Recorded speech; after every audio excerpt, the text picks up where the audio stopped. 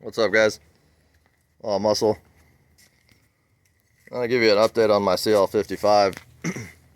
If you can recall from my previous videos, the frame section here was actually destroyed and we had to replace it. So as you can see, we've got the frame section here fitted in, and what we're going to do now is basically we're going to come in and clean up the areas where we're going to weld. We're going to mark the areas where we're going to weld. We're going to basically fill in all the spot weld holes like these all the way down. I don't know, there's probably about, I don't know, what do you think, 50 holes? About 50 holes or so. So anyways, first off, we're going to get our measurements in. And once we get the measurements lined up, we've already taken measurements and basically wrote them down, like here, here. And just from putting this piece on and taking the measurements, with it just held in place, it basically came out right on the money. The only measurement that we didn't get a good one on, and we're not that far off, but there's a measurement that goes from here, from shock tower to shock tower, and that measurement there is off by about 1/8 of an inch, and so we still have to work on that. But anyways, this is the old frame section. So as you can see, it's pretty mangled. This wasn't coming back. So this section here is basically this whole section right here. So as you can see, that versus that.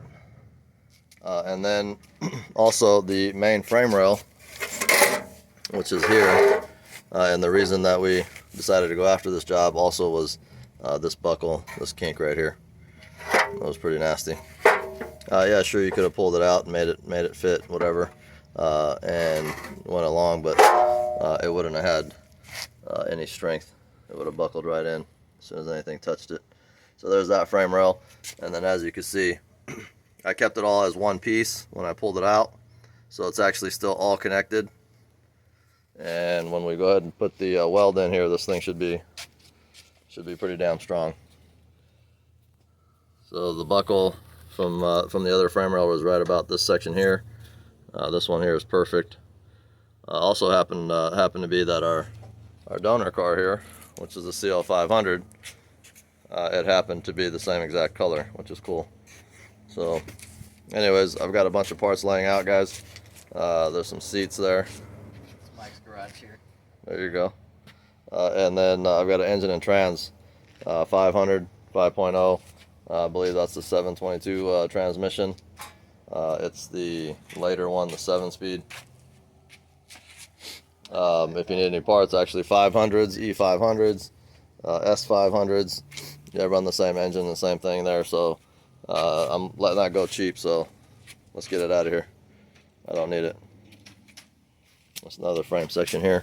This section here was actually pretty mangled as well. Let's see if we can get a shot. So that there is basically this piece here. So we got all this stuff on here.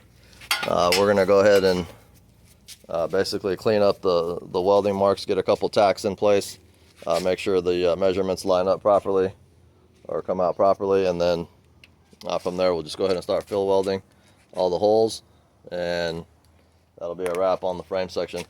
We also have this, we're going to be tearing down the interior to replace this carpet kit. There are some stains and bullshit going on the inside of the carpet there, so we're going to go ahead and put this one here. This one's already been pressure washed and cleaned up, and this car is a 92,000 mile car. It was really kept nice. This one here also had about 95, 96,000 on it. The CL55 was not kept up nice, and as a result, you know, the carpeting suffered things on the interior, damaged, whatnot. We ended up taking a good chunk of parts off of this car, so this car came in really handy. So anyways, that's the update for right now. We're going to get in here and start welding this, and we'll see you on the next video. Hopefully next time I see you guys, we'll at least have the motor put back in it, and maybe a couple other things. But For right now, we're gonna get back to work. You guys be cool, and that's the update for now. Take care, guys. Hey guys, just a quick one. I wanted to make a continuation of the last video. This is after we've already got the part installed. It's all welded in.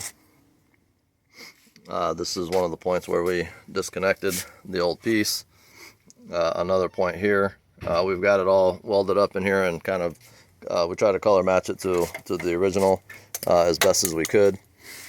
This is all welded in. As you can see, there's a slight difference in the color, but there's a windshield washer reservoir and coolant overflow tank that goes there that you won't be able to see that.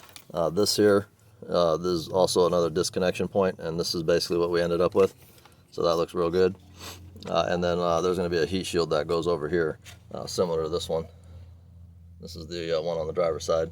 But anyways, once we put all these parts together, the frame section, most of it is original in the paint. This is all original, so that's the way I wanted it, and it was kind of cool that I got it off of a silver car.